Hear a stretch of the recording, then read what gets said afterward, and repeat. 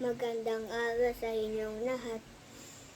Ako ay si Rafael Alonso Tomas. Mula sa unang baitang Pangkat Dignity, nag-aaral ako sa Lourdes School ng Mandaluyong. Ang aking guro sa makabasa ay si Binibining Isakaya. Mga bata dito, narinta kayo mag-aral sa paaralan namin. Masayang mag-aral dito dahil madaming kang magiging kaibigan. Mabait lang ang mga guro at admin.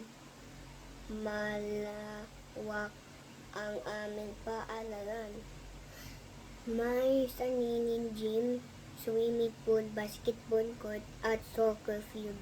Madaming ding mga aktibidad na ginagawa